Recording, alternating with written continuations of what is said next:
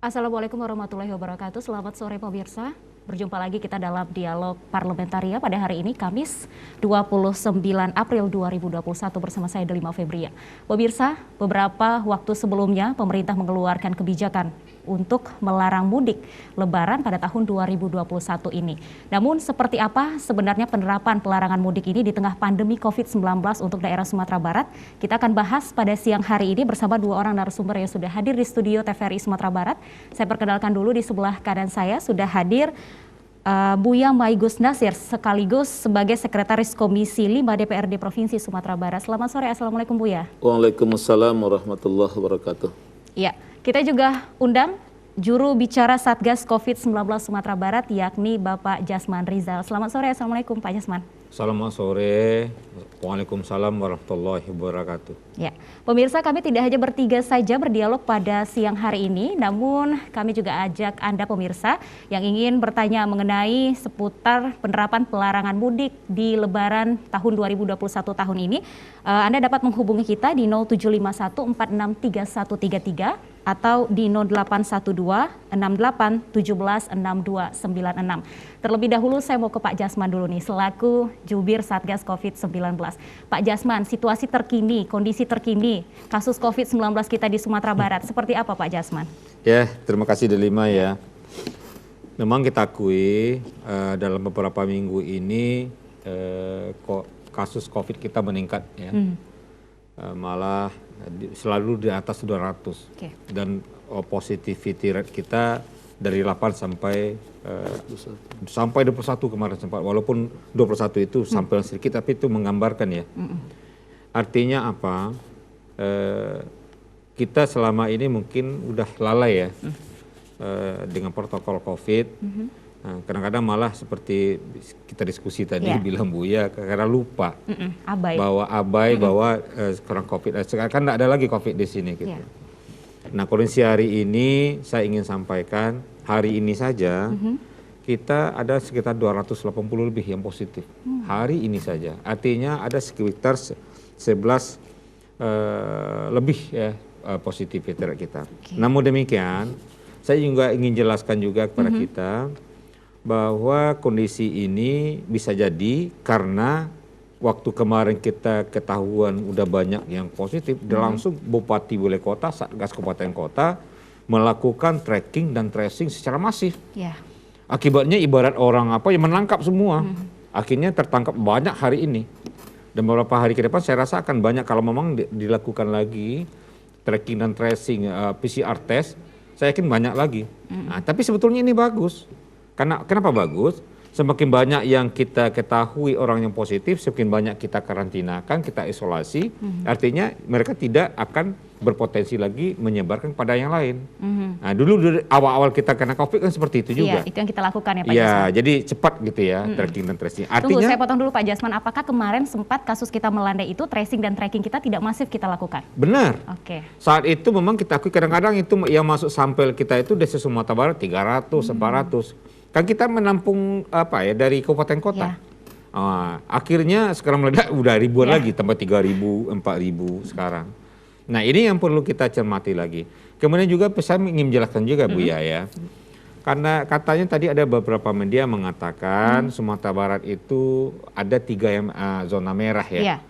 Dalam hal ini kita sampaikan Sumatera Barat mengumumkan zonasinya itu sekali seminggu.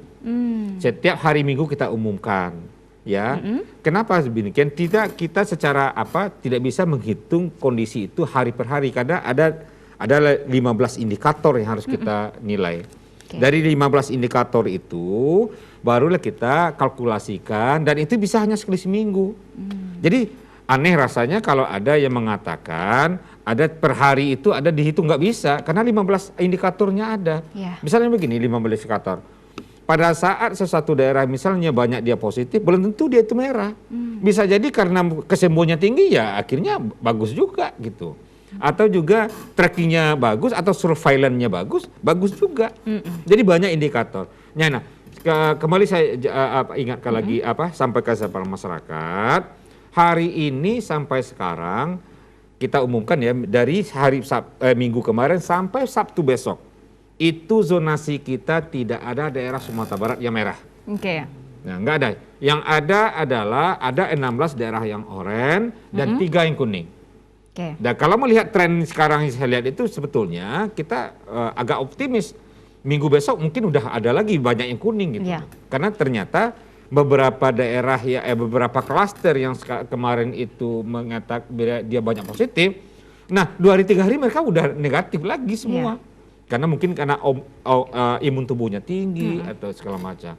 Jadi itu. Jadi kondisi kita sebetulnya yang harian ini, yang dapat hari ini contohnya mungkin bisa jadi karena banyaknya kita melakukan tracing, tracking dan PCR.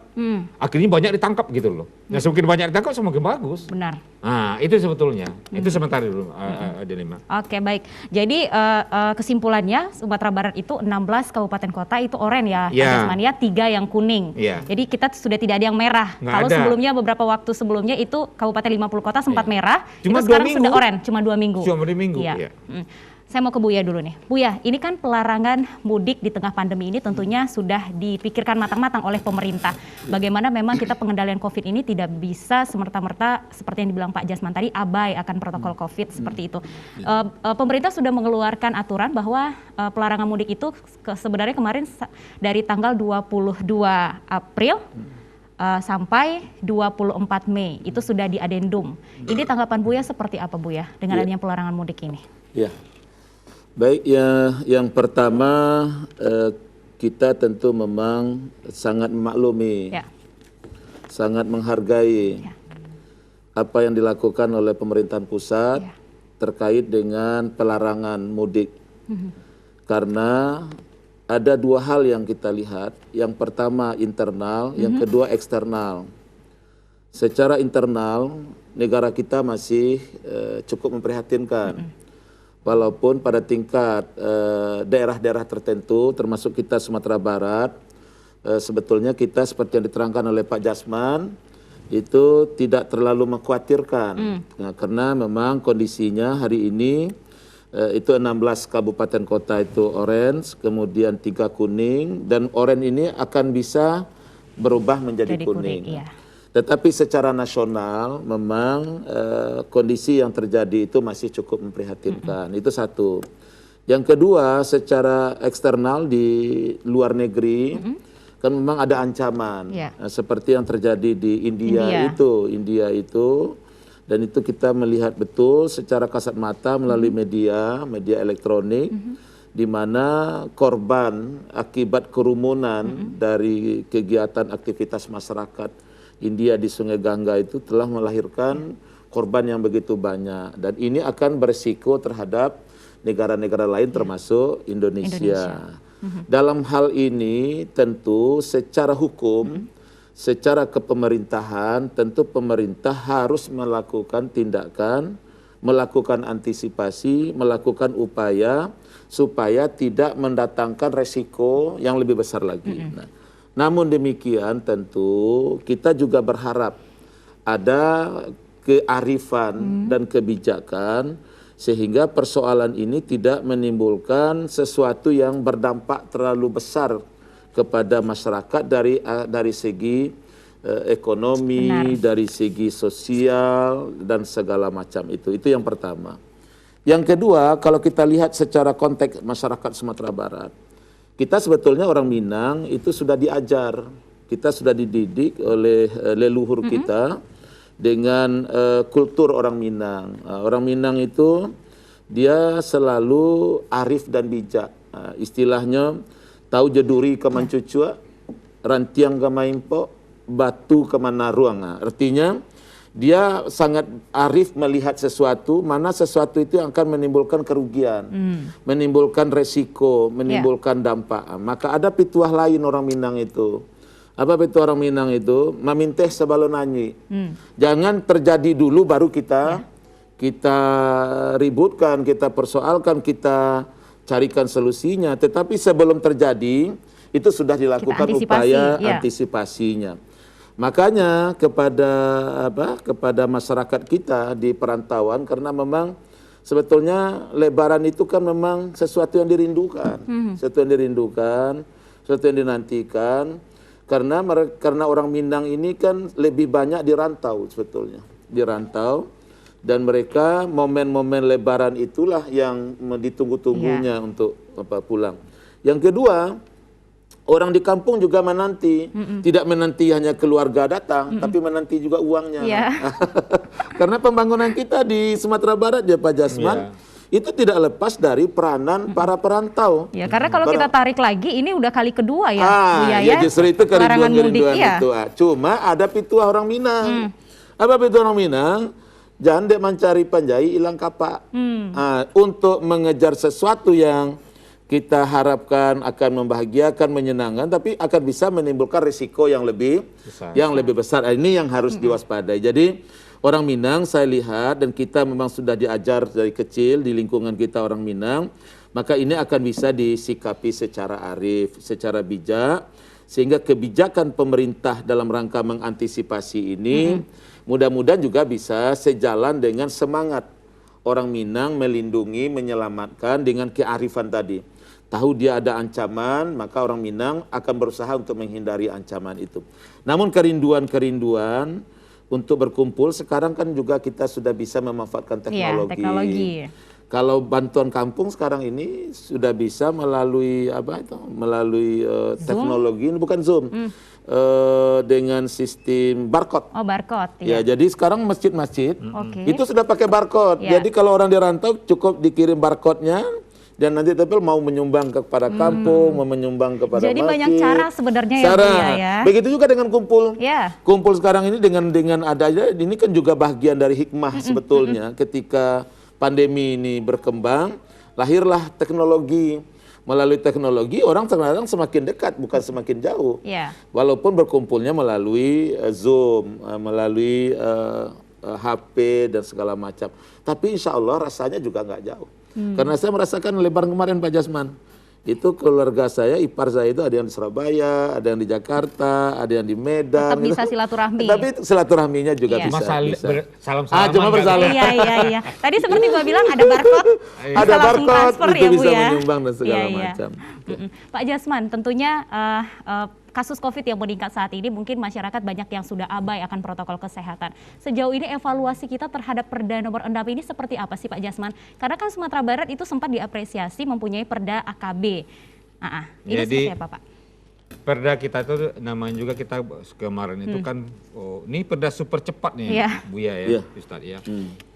Jadi dalam perjalanannya, yang penting jalan dulu ya.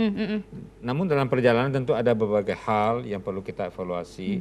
Tadi saya juga rapat dengan di Polda nih Bu ya, dengan teman-teman dari Polda, dari Satpol PP, segala macam, dari Biro Hukum. Jadi ada beberapa masukan dari teman-teman di lapangan yang rasanya nanti akan kita perlu apalagi lagi kita perbaiki lah ya, kita sempurnakan. Yang namanya juga waktu kita menyusun kan terbatas waktu itu ya Pak ya. Minta ampun itu. Mepet.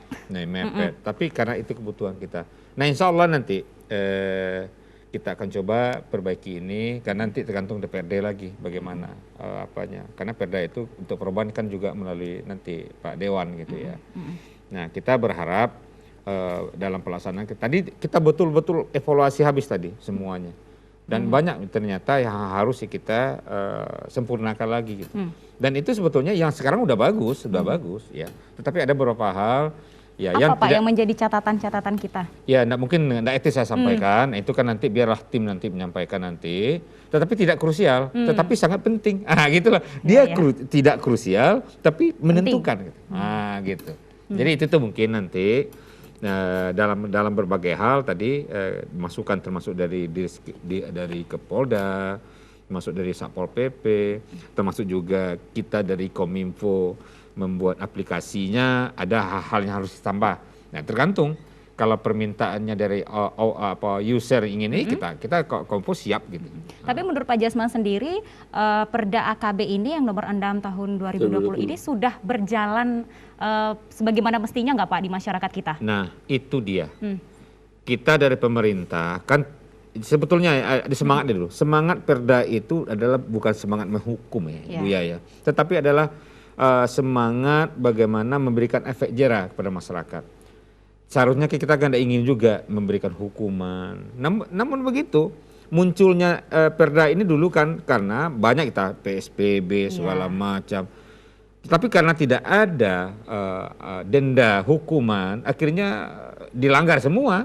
Akhirnya muncullah perda ini sebagai salah satu jalan bagi kita. Setidak-tidaknya nanti ada hukuman administrasi apalah yang paling jauh itu kan sampai dihukum kurungan ya. Tapi kita tidak mengharapkan itu. Sebetulnya kita menggugah kesadaran masyarakat.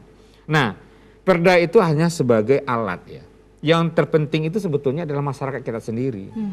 Saya ingin mengatakan ya, mungkin Buya tahu, siapapun kita masyarakat Indonesia atau dunia sekarang nggak ada yang nggak kena COVID. Ya. Pasti.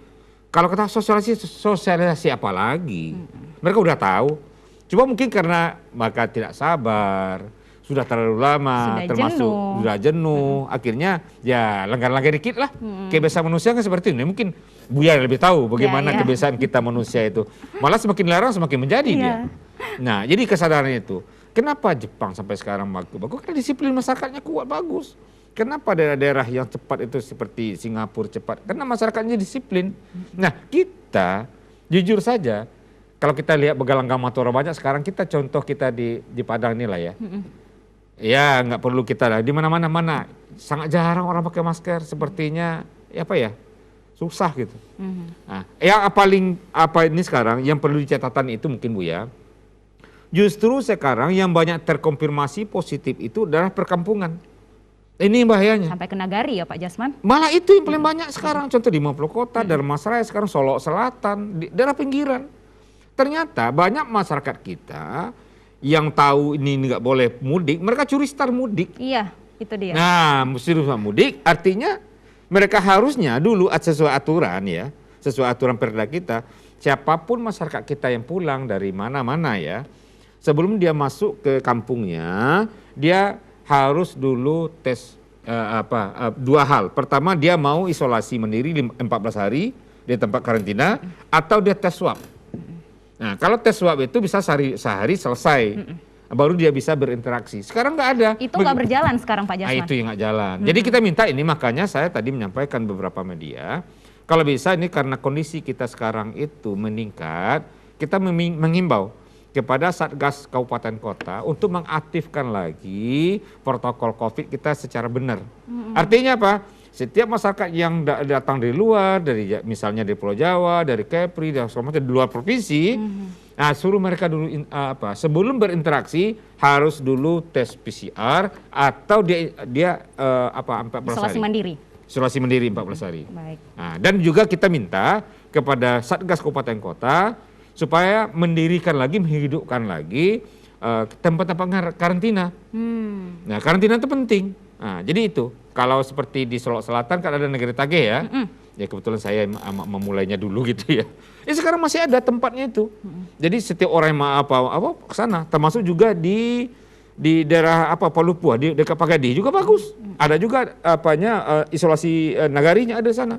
Sebetulnya di beberapa tempat telah banyak itu dilakukan pencegahan COVID itu secara local wisdom. Untuk di Kota Padang sendiri sudah ada kongsi ada COVID. kongsi COVID bagus. Perkelurahan ya Pak Jasman. Sampai ke RT itu sampai bagus. Ke RT. Nah, itu kan itu yang kita harapkan sebetulnya. Nah, selama ini mungkin inovasi-inovasi seperti ini kan telah ada. Tinggal kita menerapkannya lagi. Mau ulang kaji sebetulnya. Kita maksimalkan lagi. Iya, kita optimalkan lah lagi. apa yang telah ada itu. Iya. Buya, sebagai ini pembuat perda kemarin Buya, ini Buya melihat perda AKB ini sudah berjalan semestinya atau bagaimana Buya? Terhadap perda nomor 6 tahun 2020 itu, dalam pandangan kita itu belum optimal. Belum optimal. Belum optimal, belum maksimal. Ya. Sekarang mau dievaluasi. Kita sangat setuju itu dievaluasi. Apakah perda itu efektif atau tidak. Tapi dalam pandangan kita, ada sebetulnya yang belum dijalankan. Apa tuh Buya? Memperankan tokoh, memperankan lembaga-lembaga. Kenapa? Kita orang Minang ini raso dibawa naik, reso dibawa turun. Dia tidak mau dihukum. Hukum itu harga diri itu. Iya. malu itu. Nah, dan dia akan melawan. Nah, itu satu. Nah, justru itu yang ingin dilakukan oleh Perda nomor 6 itu adalah pendekatan.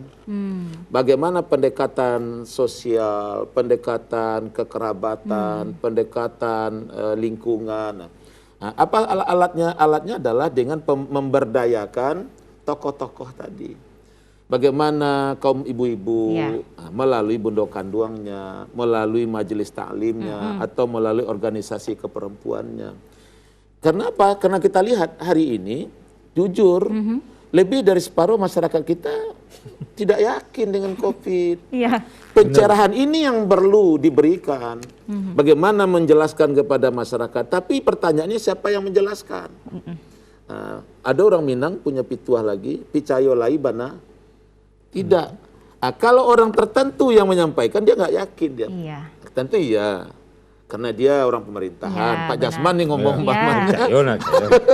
Pak Jasman itu iyalah, jabatannya itu, tugasnya Jubir, itu. Gitu ya. Nah, tapi bagaimana orang yang bisa secara kedekatan emosional? Nah, ini menurut kita satu. Kenapa itu harus dilakukan? Karena ada hari ini tantang yang terberat itu adalah perang media, perang media sosial. Di mana hari ini yang paling dahsyat itu kan bukan media cetak. Media tetapi online. yang paling ramai itu adalah media online, media mainstream lainnya ya Pak. Nah, di media itu yang hari ini perdebatannya ada yang pro dan ada kontra. Jujur saya katakan, yang kontra itu kadang-kadang pun juga tokoh. Ya kan? Artinya bukan sembarangan. Nah, ini yang mungkin perlu disamakan dulu, menyamakan persepsi. Menyamakan pemahaman tentang COVID itu. Saya kan juga pernah diserang orang. Ustadz percaya itu dengan COVID? Saya bilang percaya. Percaya. Kenapa Ustadz percaya? Karena saya bukan dokter. Saya bukan ahli kesehatan. Kata Islam, serahkan sesuatu kepada yang ahlinya. Islam itu menghormati profesi. Karena saya bukan ahlinya, maka saya menerima apa yang dikatakan ahli. Hari ini terang benderang, ahli kesehatan, ahli pandemi mengatakan ada itu. Dan resikonya sudah dilihat, dampaknya juga sudah dirasakan. Nah, justru itu siapa lagi yang kita percaya kalau bukan yang ahlinya itu. Nah, ini yang harus diberikan pemahaman.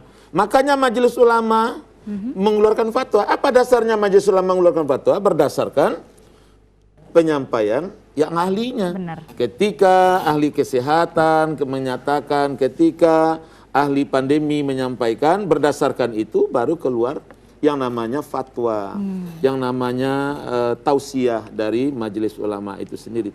Ini konsep yang harus kita yakini. So kalau ini tidak dipahami, tidak didudukkan konsep ini, maka kita akan berpolemik terus. Berpolemik terus. Jadi kepada masyarakat, kepada berbagai komunitas, berbagai elemen, bagaimana kita melihat dulu tentang eksistensinya, tentang konsepnya. Kalau konsep ini sudah duduk, baru cerita teknis. Yang kasihan juga, kenapa dia tidak pakai masker? Karena dia menganggap tidak ada COVID.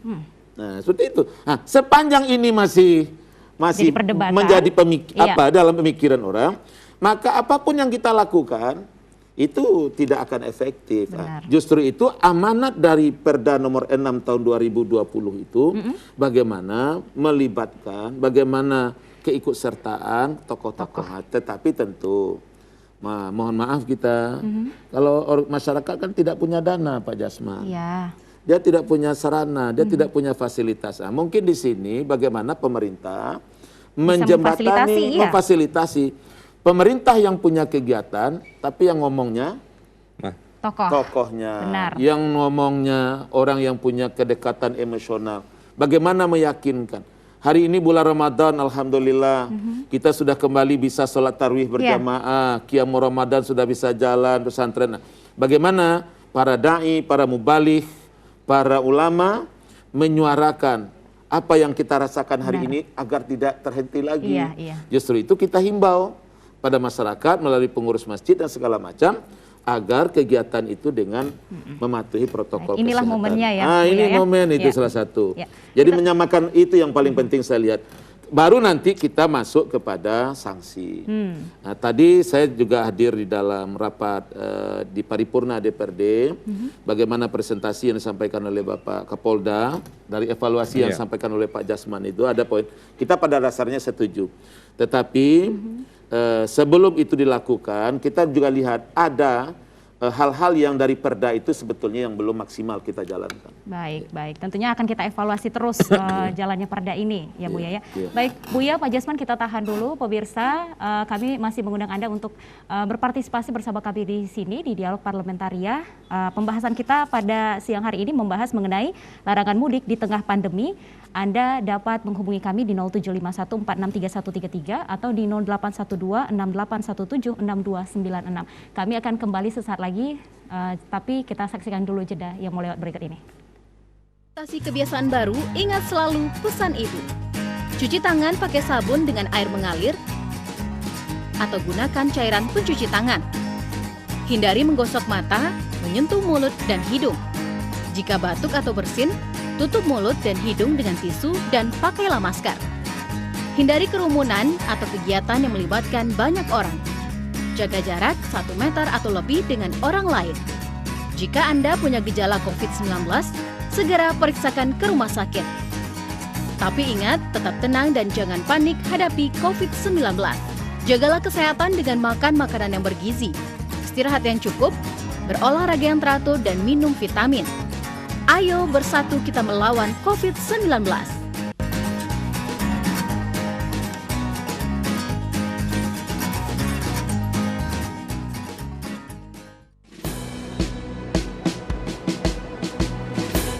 Jalani hari dengan 3 wajib, wajib iman, wajib aman, wajib imun. Berolahraga, riang gembira, mencegah kita jatuh sakit. Makanan bergizi tiap hari, tidur cukup itu pasti. Dan janganlah panik, berdoa tiada henti. Wajib iman, aman, imun. Pakailah maskermu, jagalah jarakmu, cuci tanganmu selalu. Kita raih bahagia dengan iman, aman, imun. Badan sehat, bangsa kuat. Kita raih bahagia dengan iman, aman, imun. Badan sehat, bangsa kuat.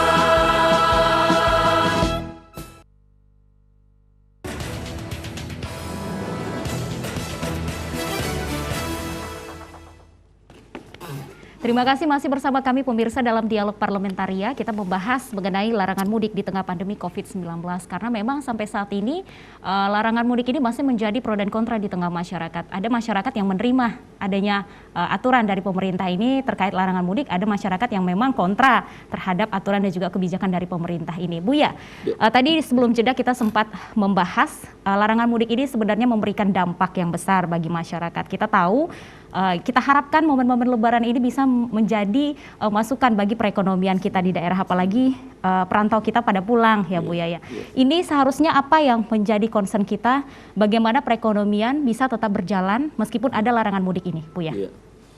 Ya, yang pertama dalam pandangan kita bahwa dengan situasi dan kondisi yang sekarang ini, yang pertama itu bagaimana dulu membebaskan negeri kita. Ya.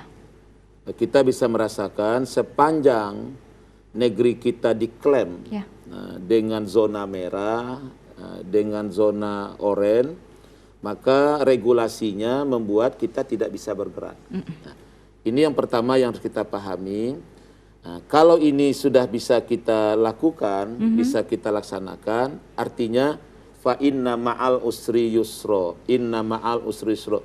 Setinggi-tinggi pendakian akan ada penurunan. Sesulit-sulitnya akan ada kemudahan. Tapi kalau kita belum sepakat untuk itu, maka hari ini kan juga tidak satu pun pemerintah, negara, orang yang bisa mengklaim sampai kapan COVID itu akan berakhir.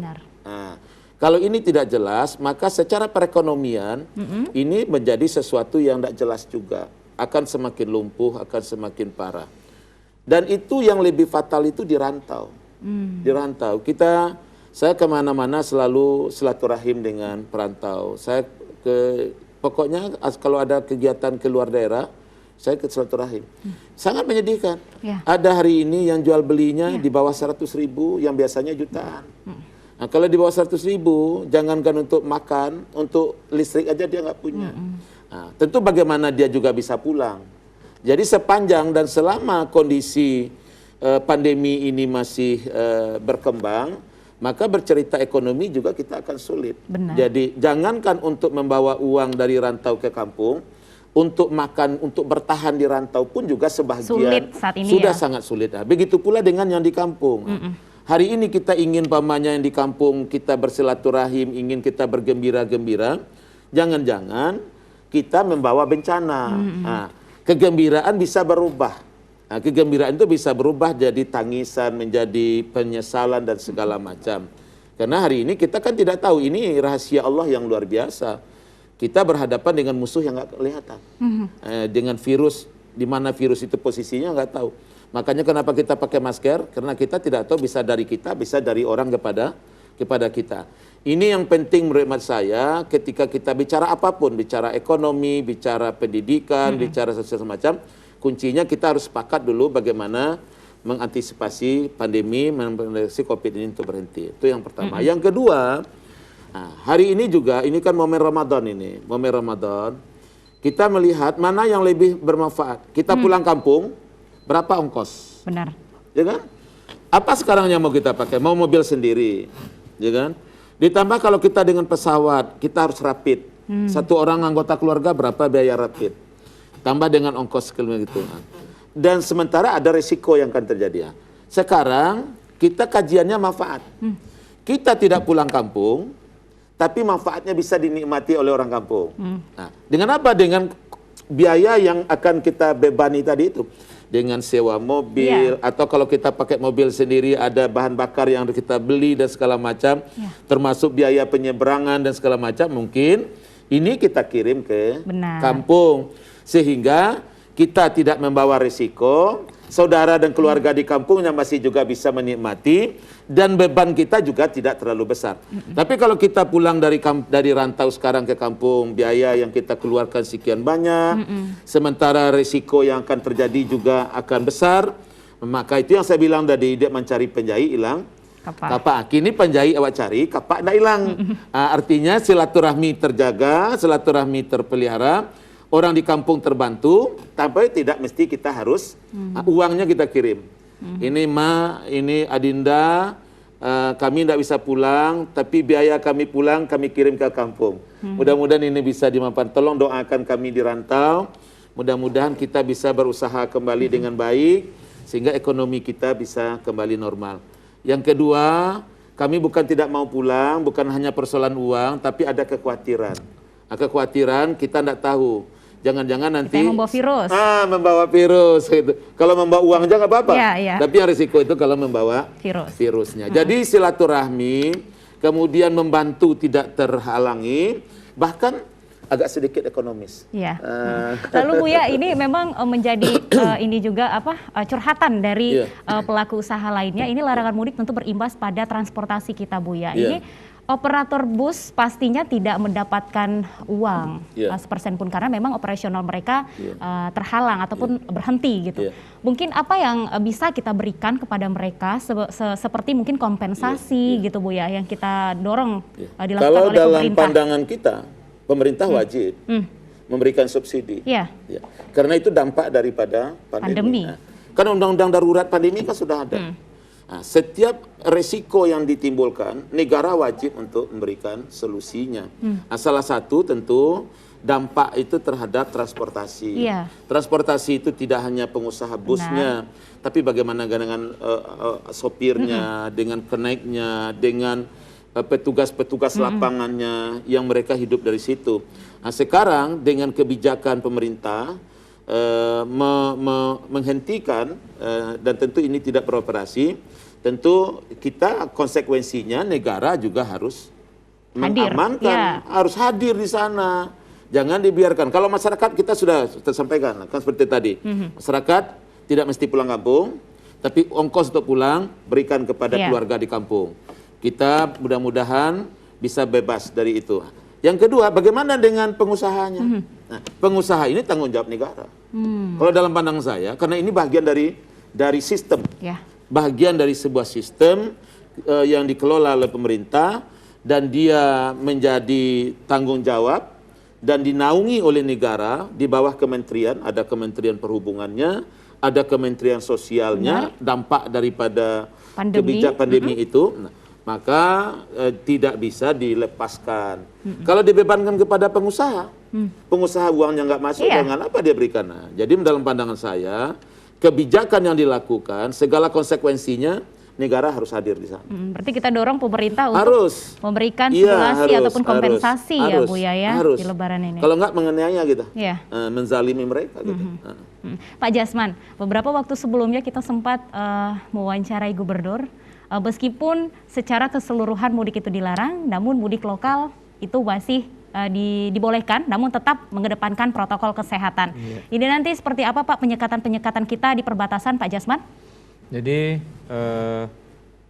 penyekatan kita itu kan kita ada dasarnya itu ya, ada Permenhub ya nomor 13 tahun 2021 tentang pengendalian transportasi ya selama masa Idul Fitri, ya semuanya diatur ya. Jadi kita dari pemerintah daerah akan berpedoman. Ini saya juga baca ini banyak ini pedoman-pedomannya. Nah ini sudah jadi acuan bagi kita di Permenhub itu. Jadi kita tidak lari di sana. Dan kita nanti mengcombine-nya dengan perda kita, perda KB nomor 6 tadi.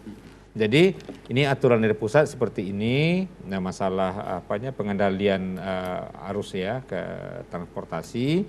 Nah nanti dalam kita melakukan pengawalannya secara dengan perda itu. Nah perda kita itu seperti yang disampaikan Buya tadi, kita kan hanya lebih kepada efek jerah sebetulnya. Kita tidak ingin juga lah masyarakat kita kita hukum-hukum gitu ya. Baik, kita tahan dulu Pak Jasman, Buya, kita angkat dulu penelpon yang masuk. Halo, selamat siang. Halo. Halo, selamat siang. Oke, terputus. Ya. Pemirsa, lanjutkan. Silakan Pak Jasman. Jadi kita sebetulnya belum sebelum ini kita lakukan, kita kan Sumatera sudah tetapkan sebagai provinsi yang masuk dalam PPKM ya. PPKM. Jadi PPKM itu sebetulnya dengan adanya perda itu kita sebetulnya telah melaksanakan sebetulnya. Jadi cuma merubah nama saja, tapi apa yang aktivitas yang disampaikan dalam aturan-aturan dari PPKM itu sudah kita laksanakan. Nah kita berharap ini ya seperti disampaikan Buya tadi, ya bagaimana kita bersabar dulu lah ya untuk pulang kampung. Dan sekarang kita lagi tadi kita rapat juga bagaimana nanti di daerah perbatasan itu, karena daerah perbatasan itu kan tanggung jawabnya provinsi. Jadi ada beberapa titik ya yang jadi krusial, itu ada 5 titik. Nah, dari 11 titik itu ada 5 itu yang akan kita lakukan coba mengatasinya bersama-sama. Baik. Nah. Ya kita tahan dulu Pak. Halo, selamat siang. Selamat siang. Ya, dengan Bapak siapa di mana Pak? Assalamualaikum warahmatullahi wabarakatuh. Waalaikumsalam. Dari Lubu Boyong. Oke. Silakan Pak dengan pertanyaannya. Aku Kabuyang menanggapi tadi dia mencari kapak hilang Panjai di balik pendakian pasti ada penurunan itu. Ini nampaknya di corona aku lain hilang satu Panjai, hilang kapak pun hilang. Coba tahun depan ada tentu kejadian ada gua. 3 tahun dah pulang ke kampung, kau lagi kau nakkan tu lah kadang tentu aja tu. Apakah ada satu budaya di daerah awak hari raya lah mempertemukan anak kemenakan, ada anak jodoh, bahkan ada satu perkampungan ada namanya jambatan jodoh situ tu. Bertemu anak gadis anak bujang situ, ada pada kerja tu beraduan dari raya akhirnya itu hilang tu. Kan hilang jodoh, hilang kapan hilang penjahit jodoh. Yuk kita arifkan balik. Baca rumah arif ya model tadi lah. SOP tentang bahasa rohnya nak menular. Sebab ini kita lihat acara-acara yang seremonial nak ketentuannya kan ini ada banyak-banyak di hotel lah, di mana sampai buka bersama lah. Iya. Kalau gini kan saya tutup mencong ni kau wah. Kalau makan wah baru nanti mencong mentah sama wah minum akan lama minda dia tu mah. Akhirnya kedapat hanya itu semua hari buat. Terima kasih ya. Assalamualaikum. Baik, Waalaikumsalam. Silakan langsung ditanggapi saja Bu ya. Terima kasih Pak Asep, Bu Bayo. Ya, kan tadi Wak sampaikan. Nah, itu kan masih bahagian dari ikhtiar. Bahagian dari usaha gitu ya. Yang kedua tadi jadi sampaikan kearifan sebetulnya yang diminta. Kalau bahasa arif kan tidak titik. Tidak titik. Kalau arif itu kan tidak titik ya. Bagaimana sasampi-sampi balai anak rajo lalu juo. Ya Pak Sep. Jadi itu kebijakan, kearifan yang dilakukan sepanjang itu memang tidak memberikan resiko dan dampak. Satu. Yang kedua secara teori sebetulnya Pak Jasman yang berhak menyampaikan. Ini proses dari segi kesehatan itu kan ada batas. Nah, maka target mungkin 2022 dengan 70% dilaksanakan vaksinasi, ini akan sudah bisa pada posisi yang dianggap aman. Nah, kalau begitu, habis 2022 diharapkan kondisi kita sudah kembali normal, sudah bisa kembali seperti kehidupan kita seperti semula. Sama lah dulu waktu kita kecil-kecil, sakit cacar namanya. Apa? Itu tersubanta dima-dima poken ya, mau apa. Nah, kemudian kita waktu sekolah divaksin, suntik cacar namanya. Nah, alhamdulillah itu kan bagian dari upaya. Jadi dalam Islam itu, dalam agama itu ada keyakinan dalam bentuk tauhid kepada Allah SWT, tidak ada sesuatu pun yang terjadi kecuali izinnya Allah. Tetapi Islam juga, Allah juga mengingatkan tidak akan ada yang merubah nasib satu kaum kecuali kaum itu yang merubahnya. Tidak akan ada perubahan nasib seseorang kecuali orang itu yang berupaya untuk merubah. Maka ada istilah lagi manjada wajada itu. Jadi ini sebetulnya mensinergikan sebagai bentuk upaya agar kita bisa clear. Tapi kalau memang tidak ada aturannya tentu juga tidak ada kejelasan, tidak ada akhir. Nah, itu yang pertama. Yang kedua memang kita sepakat. Nah, ini yang jadi persoalan. Kalau memang kita protokol kesehatan ini bisa diterapkan, sebetulnya tidak ada persoalan bisa juga. Didisiplinkan. Bisa disiplinkan. Nah, yang jadi persoalan ini kan pemahaman tentang COVID dan pemahaman tentang protokol kesehatan ini yang masih sebagian kita belum menerimanya seperti itu. Baik Bu ya, kita tahan dulu. Halo, selamat siang. Waalaikumsalam. Ya, dengan Bapak siapa di mana Pak? Dari Jamaris Pak, Bu. Oke, Pak Jamaris, silakan Pak dengan pertanyaannya. Di Kabupaten Padang Priaman. Siap. Tentu. Begini, kesek Buya tadi betul-betul Bu. Hah? Pembicaraan dari Buya bagus. Pak Jamaris, mohon maaf, volume TV-nya bisa dikecilkan sedikit Pak, karena feedback bagi kita. Ya. Oke. Yo, halo. Oke, silakan Pak. Dari pembicaraan Buya tadi bagus sekali. Memang mengenai tentang COVID dan segala macam anjuran dari pemerintah sesuai dengan Permen nomor sekian itu kita patuhi. Tapi kita di daerah, contohnya di Ulakan ini, kami aman dan tentram saja. Tapi dengan adanya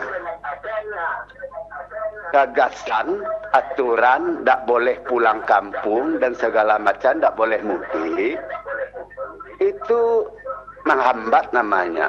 Kita carilah kebijakan, lebih-lebih yang di daerah-daerah ini, zonnya itu zon hijau, tidak ada permasalahan. Jadi untuk itu jangan dipertakut-takut juga masyarakat kita.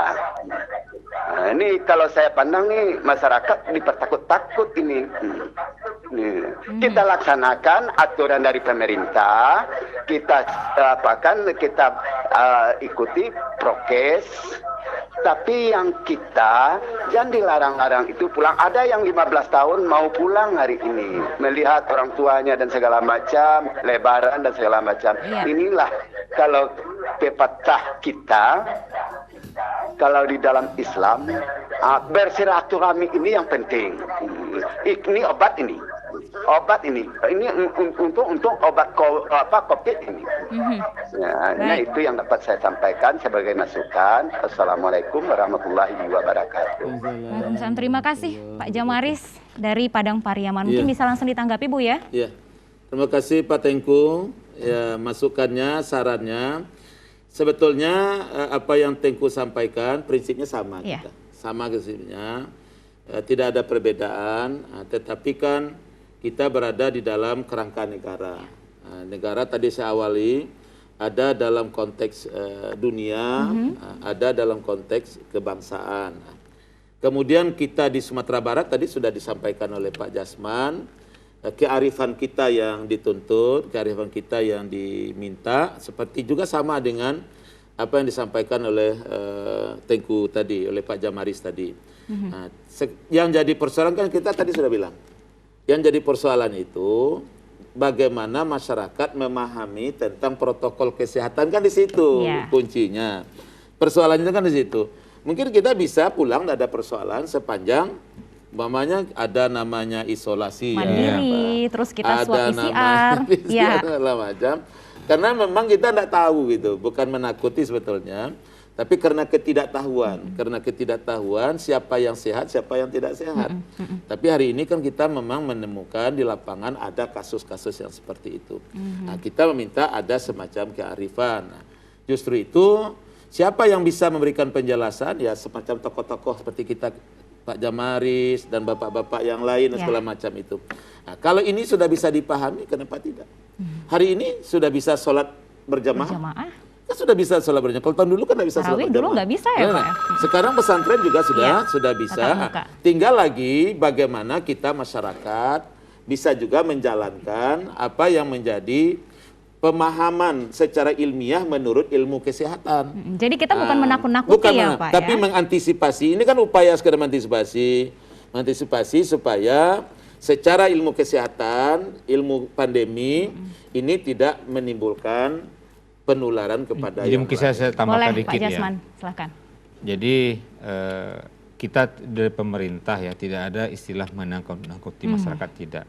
Jadi begini, kalau itu kan tugas pemerintah menyampaikan apa adanya.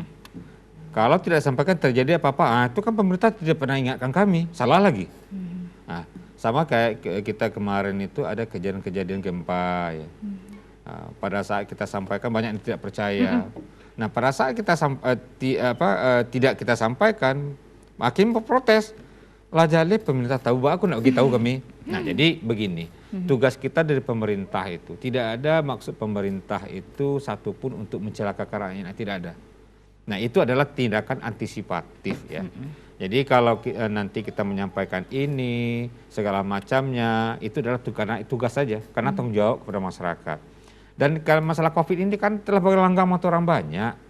Ini bukan hal sepele karena mungkin ya pengetahuan kita tentang COVID ini berbeda. Karena saya tiap hari berhadapan.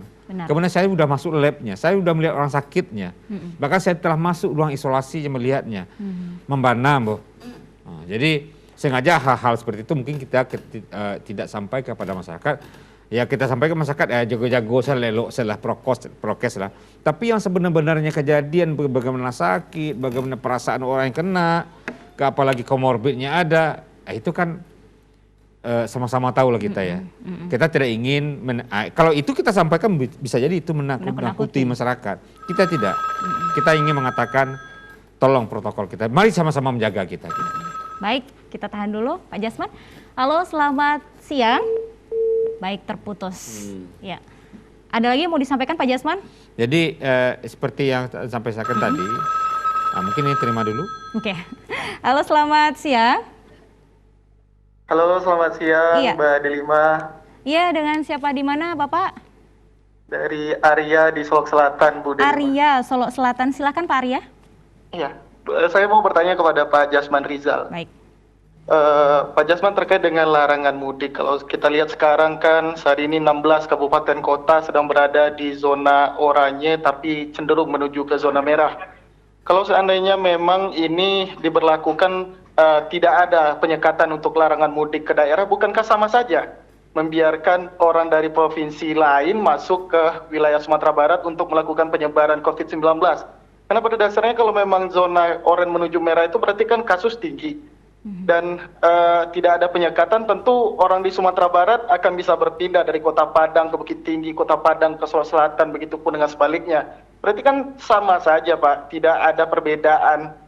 Maksud saya, semua orang berpotensi untuk menyebarkan COVID ini, terutama tidak adanya larangan. Jadi saya nilai untuk tidak adanya pelarangan lokal ini sama saja dengan membiarkan penyebaran COVID di wilayah Sumbar ini semakin baik. Itu yang pertama. Yang kedua, dengan tidak adanya larangan mudik, lantas bagaimana nanti untuk moda transportasi resmi seperti bus akap dan juga AKDP. Sedangkan bagaimana jikalau travel liar akan meningkat dengan banyaknya alasan untuk menikmati libur wisata. Karena kan tempat wisata kita buka selama libur Idul Fitri juga. Nah, pengawasannya nanti seperti apa, Pak?